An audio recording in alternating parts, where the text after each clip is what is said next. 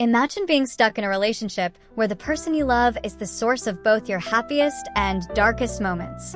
One day, they're warm and affectionate, making you believe in a bright future, and the next, they're cold, distant, or outright cruel.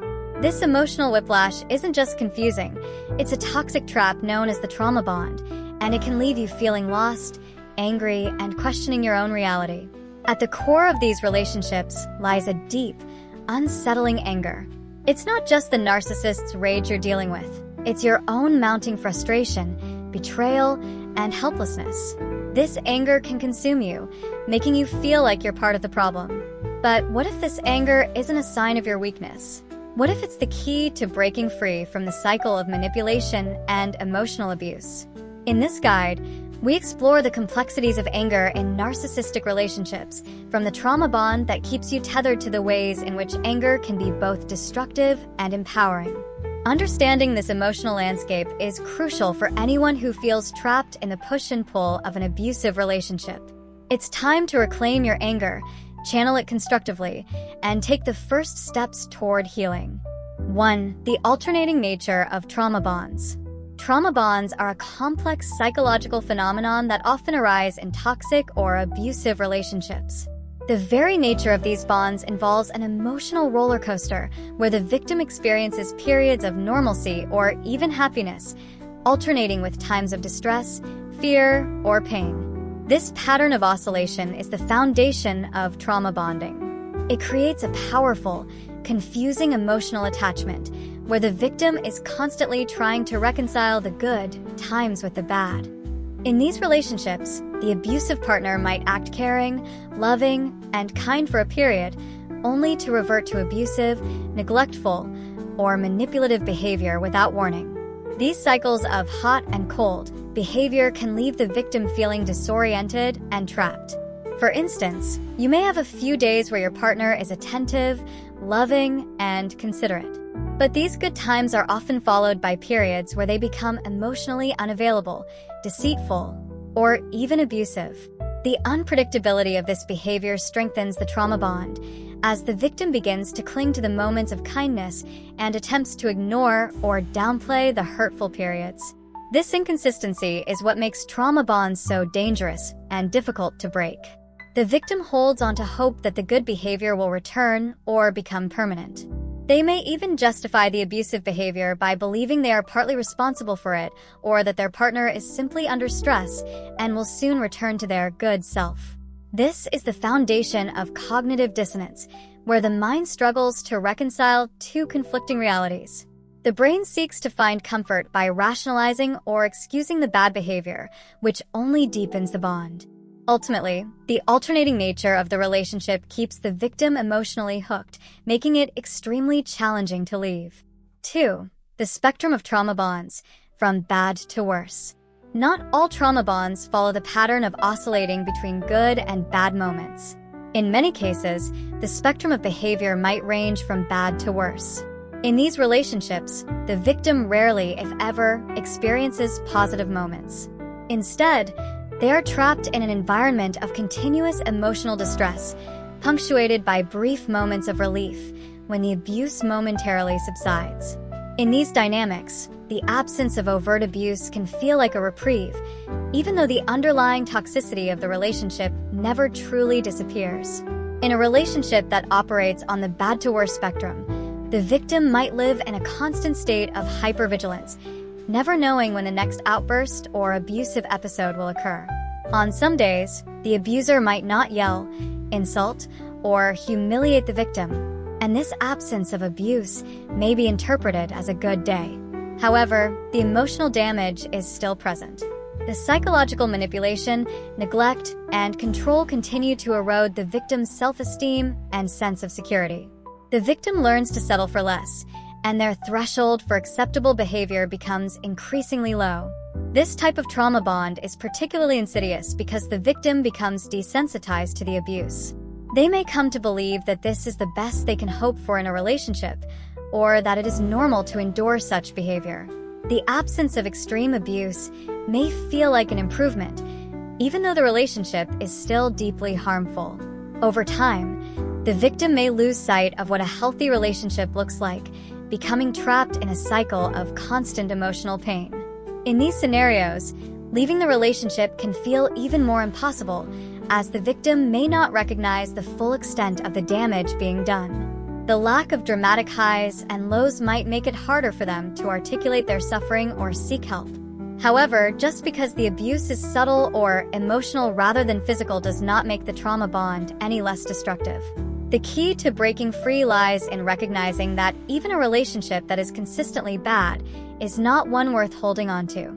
3. Cognitive dissonance and excuses in trauma bonds. Cognitive dissonance plays a central role in trauma bonding, especially in abusive relationships.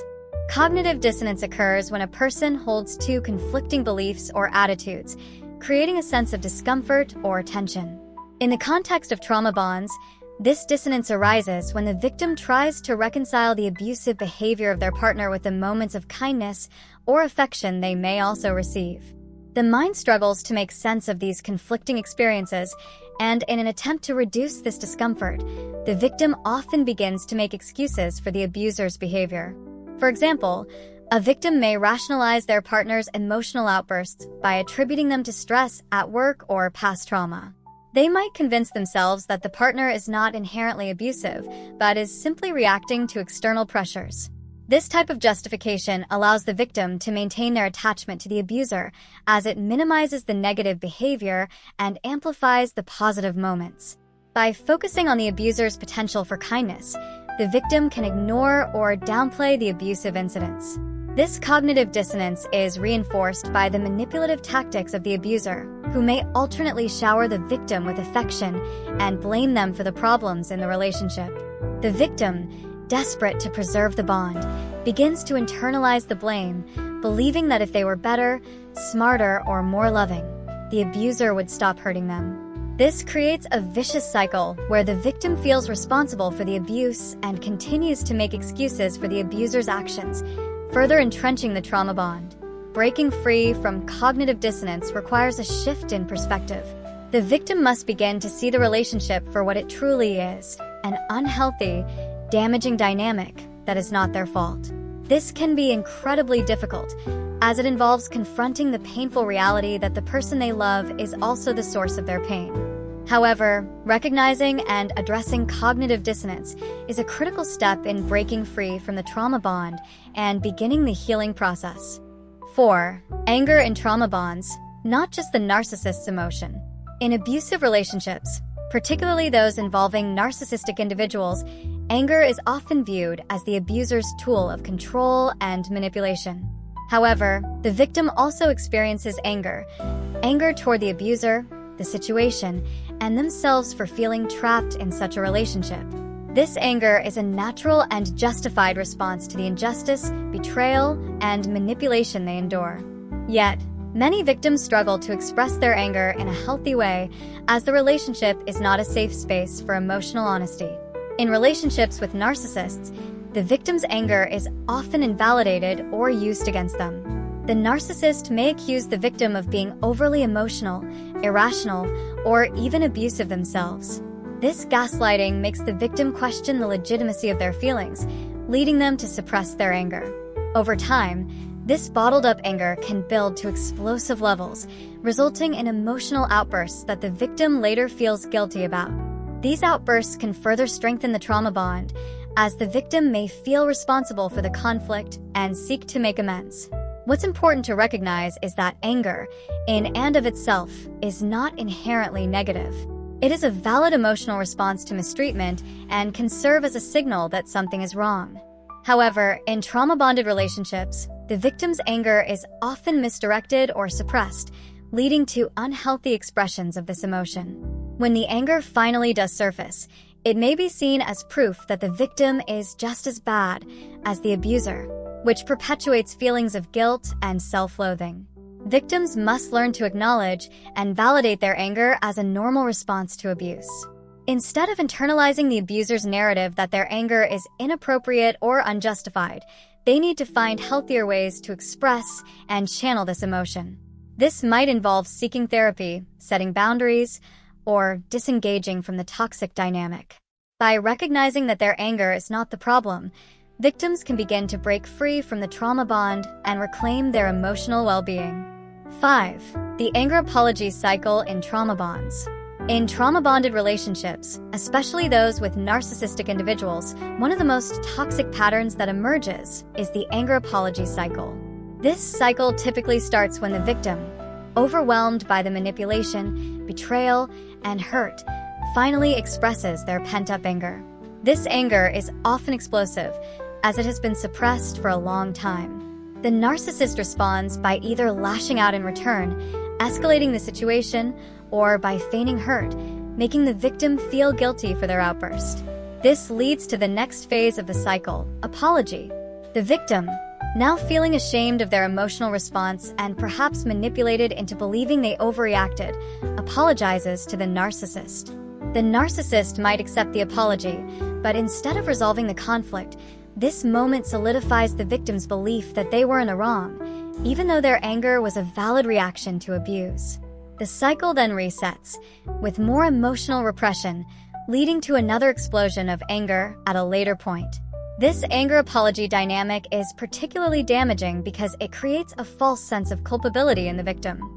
They begin to believe they are just as much a problem in the relationship as the abuser.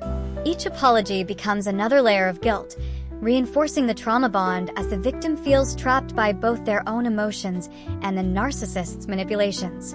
Additionally, the narcissist rarely, if ever, apologizes for their behavior in a meaningful way. If they do apologize, it's often superficial, meant to placate the victim temporarily without any real change in behavior. The narcissist's lack of accountability contrasts sharply with the victim's frequent apologies, creating a power imbalance that further entrenches the trauma bond. For the victim, this cycle can be immensely difficult to break. They're caught in a loop of expressing anger, feeling guilty, apologizing, and then repressing anger again. The cycle not only drains their emotional energy, but also erodes their sense of self-worth. The constant questioning of whether their anger is justified makes it nearly impossible to see the relationship clearly, much less leave it. Breaking free from the anger apology cycle requires the victim to reframe their understanding of anger. Anger, in this context, is not the problem. It's a natural reaction to emotional abuse. The key is to learn healthier ways to express anger and to recognize that the narcissist is deliberately provoking and perpetuating these emotional responses as part of their control. Acknowledging this can help victims step out of the guilt apology cycle and begin reclaiming their emotional autonomy.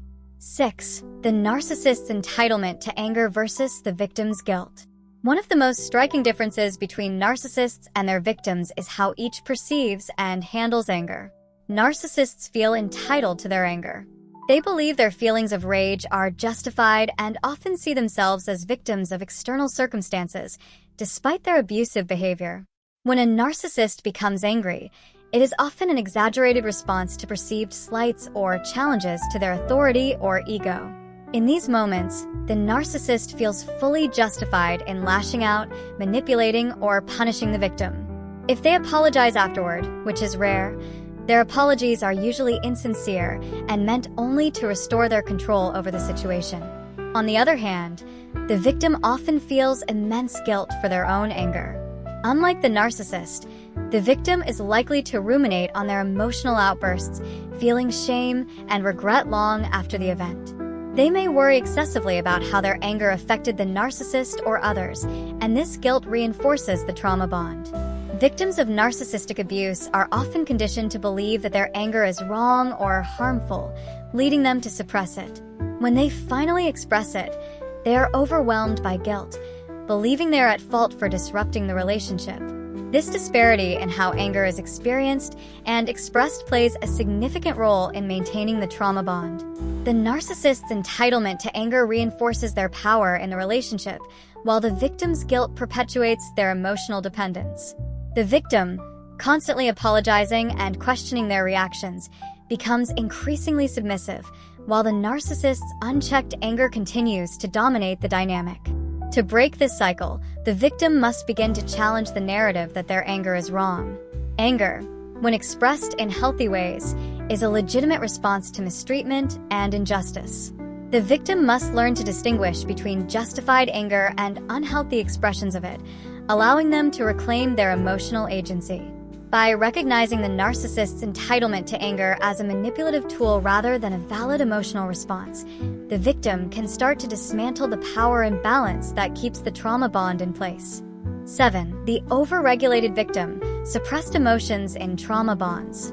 Many victims of narcissistic abuse find themselves overregulated, meaning they suppress their emotions to the point of emotional numbness. This is a survival mechanism developed in response to the constant manipulation, invalidation, and emotional instability in the relationship. The victim may become so accustomed to being dismissed, shamed, or punished for expressing their feelings that they begin to suppress not only their anger but also other emotions, such as sadness, fear, or even joy. Over time, this emotional suppression can lead to a sense of dissociation, where the victim feels disconnected from their own feelings and experiences. In trauma-bonded relationships, this overregulation can make it difficult for the victim to recognize the full extent of the abuse they're experiencing. Because they are numb to their emotions, they may not fully process the pain, fear, or betrayal they feel. This can lead to a state of confusion or denial, where the victim struggles to identify why they feel so unhappy or anxious, but cannot pinpoint the exact cause. Emotional numbness becomes a way to cope with the trauma, but it also prevents the victim from taking the necessary steps to break free from the abusive dynamic. The trauma bond is reinforced by this emotional suppression because the victim becomes less likely to express their needs or boundaries. The narcissist, on the other hand, takes advantage of this by continuing their manipulative behavior, knowing that the victim is unlikely to push back. The victim's emotional numbness can also make them more susceptible to gaslighting, as they begin to doubt their own feelings and perceptions. Breaking free from this overregulated state requires the victim to reconnect with their emotions in a safe and supportive environment. This might involve therapy, mindfulness practices, or other forms of emotional healing that allow the victim to process their suppressed feelings. Recognizing that emotional numbness is a defense mechanism and not a reflection of their true emotional state can help victims begin to reclaim their sense of self and start the healing process. 8. The misconception of the passive victim. Anger as a response to abuse. A common misconception about victims of narcissistic abuse is that they are always passive, submissive, and emotionally broken. While many victims do fall into a state of emotional numbness or dissociation, others respond to the abuse with anger and defiance. This anger, far from being a sign of narcissistic tendencies, is often a natural and healthy response to the injustice, manipulation, and betrayal they experience in the relationship. However, because anger is such a prominent feature of the narcissistic personality, victims who express their anger may begin to question whether they are just as toxic as their abuser. This misconception is dangerous because it can prevent victims from seeking the help they need. If a victim believes that their anger makes them narcissistic or abusive, they may hesitate to reach out for support, thinking they are part of the problem. In reality, anger is a normal response to mistreatment, and in the context of narcissistic abuse, it is often a sign that the victim is beginning to recognize the injustice of their situation. Victims who express anger in these relationships often do so as part of the fight response, which is one of the body's natural reactions to stress and trauma. While some victims may flee or freeze in the face of abuse, others fight back, using their anger as a means of self-defense. Unfortunately, this anger is often met with further manipulation by the narcissist, who may accuse the victim of being volatile, irrational, or abusive. This gaslighting reinforces the trauma bond, as the victim begins to doubt the legitimacy of their emotions and feel guilty for standing up for themselves. The key for victims who find themselves in this situation is to reframe their understanding of anger. Anger is not inherently bad, nor does it make someone narcissistic. In fact, anger can be a powerful tool for recognizing and addressing injustice. What matters is how the anger is expressed and whether it is being used constructively or destructively. By learning to manage and express their anger in healthy ways, victims can begin to break free from the trauma bond and reclaim their emotional well-being. 9. The impact of anger on narcissistic abuse survivors. Anger plays a significant role in the lives of survivors of narcissistic abuse, often acting as a double-edged sword. On one hand, it is a natural and justified response to the profound betrayal, manipulation, and emotional harm inflicted by the narcissist. On the other, survivors frequently find themselves feeling ashamed or guilty for experiencing and expressing this anger, which can further entrench the trauma bond.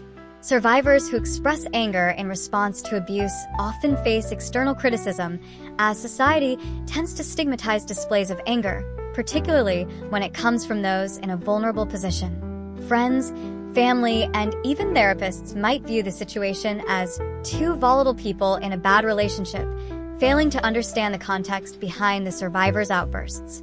This lack of understanding can be incredibly isolating for survivors, making them feel like they are the problem or that their anger is inappropriate or excessive. The real issue lies not in the anger itself, but in how the survivor has been conditioned to feel about their anger. Narcissists are experts at baiting their victims into emotional reactions, often using passive-aggressive behaviors, lies, gaslighting, and other manipulations designed to provoke frustration and rage. Once the victim responds angrily, the narcissist flips the narrative, portraying themselves as the victim of unwarranted aggression. This tactic not only invalidates the survivor's feelings, but also reinforces the trauma bond by making the survivor question their own emotional stability. For many survivors, anger is one of the few emotions they still allow themselves to feel. After years of repression, they may experience it in a heightened, almost uncontrollable form.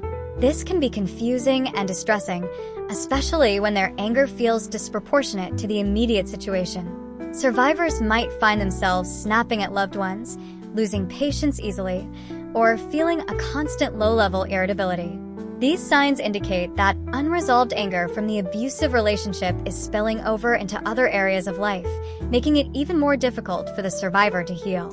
Healing from narcissistic abuse requires survivors to embrace their anger as a valid emotional response to trauma.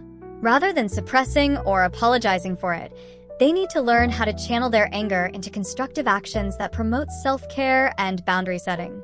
Anger, when understood and managed healthily, can become a powerful motivator for change, pushing survivors to leave abusive relationships, set clear boundaries, and prioritize their emotional well-being. However, this process can take time, and survivors need to be patient with themselves as they navigate the complexities of their emotional recovery. 10. The role of anger in healing and radical acceptance. One of the key stages of healing from narcissistic abuse is radical acceptance, which involves acknowledging the reality of the relationship without sugarcoating or denying the truth. Anger plays a pivotal role in this process, as it often marks the point at which a survivor begins to confront the injustices they have endured. Far from being a negative emotion, anger can be the catalyst for profound transformation and self-awareness, signaling that the survivor is no longer willing to tolerate mistreatment. In the context of radical acceptance, anger helps survivors break through the cognitive dissonance that keeps them stuck in the trauma bond. Cognitive dissonance refers to the mental discomfort experienced when holding two conflicting beliefs. For example, believing that the narcissist loves them while also recognizing the narcissist's abusive behavior. This dissonance leads survivors to rationalize or minimize the abuse, keeping them trapped in the relationship. Anger, however, disrupts this cycle by forcing the survivor to face the reality of the situation head-on. When the survivor allows themselves to feel angry about the manipulation, betrayal, and gaslighting they have endured, it becomes harder to justify staying in the relationship. Radical acceptance doesn't mean resigning oneself to a life of suffering. Rather, it involves accepting the situation as it is and then making empowered decisions based on that understanding. For survivors of narcissistic abuse, this might mean accepting that the narcissist will never change, and that continuing to engage in the relationship will only bring more pain. It might also mean accepting that their anger is valid, even if it has been expressed in ways that they are not proud of.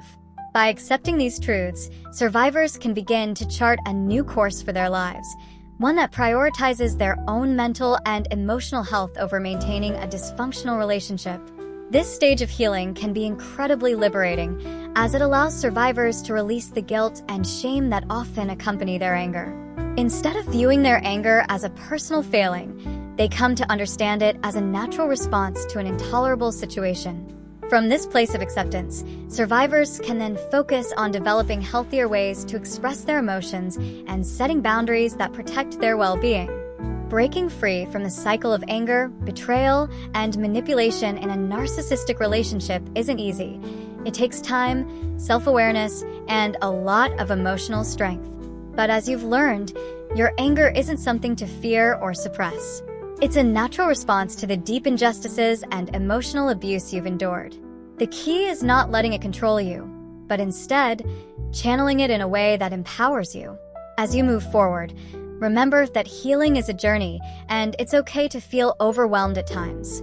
What's important is that you continue to see the relationship clearly, understanding that while your anger is valid, staying trapped in the cycle only deepens the wounds.